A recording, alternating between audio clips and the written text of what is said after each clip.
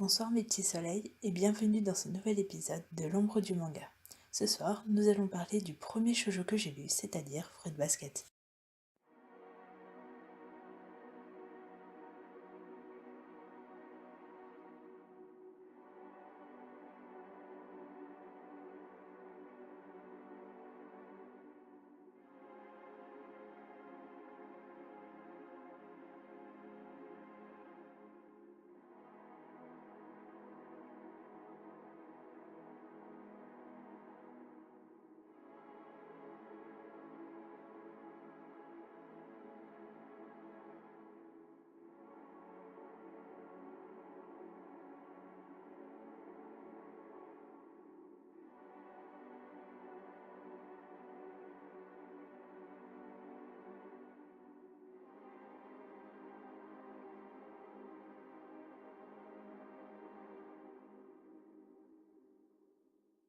C'est l'histoire de Toru, une jeune lycéenne joyeuse qui, ayant perdu sa mère, devra vivre chez son grand-père.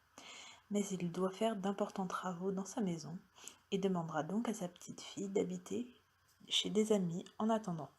Ne voulant pas les embêter, Toru décidera de planter sa tente dans un terrain montagneux proche de la ville, sans en parler à personne. Son secret ne tiendra pas longtemps, car un de ses camarades de classe, très distant par rapport aux autres, Yuki Soma, va remarquer qu'elle ne passe pas très loin de là où il habite avec son cousin, un écrivain un peu loufoque nommé Shigure Soma. Toru se verra offrir l'hospitalité par les cousins après un glissement de terrain qui ensevelira sa tante. Elle rencontrera Kiyosoma, un garçon énergique qui s'emporte facilement. En essayant d'empêcher un affrontement entre Kiyo et Yuki, Toru tombera sur eux, ce qui aura effet de les transformer. Elle apprendra alors qu'une malédiction pèse sur toute la famille Soma et que certaines personnes de cette famille, lorsqu'ils sont pris dans les bras d'une personne du sexe opposé, se transforment en animaux du zodiaque chinois.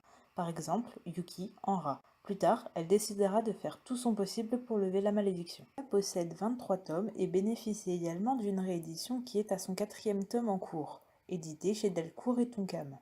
Fruit Basket possède également un animé de 26 épisodes de 24 minutes, ayant une VF disponible sur Dailymotion. Mais attention, il faudra lire le manga pour connaître la fin, car l'anime ne le montre pas.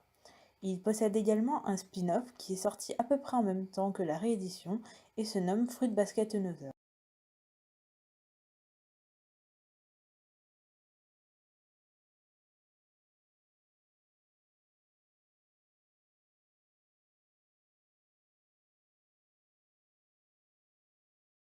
Bon, maintenant je vais vous expliquer pourquoi j'aime pas cette scène en question.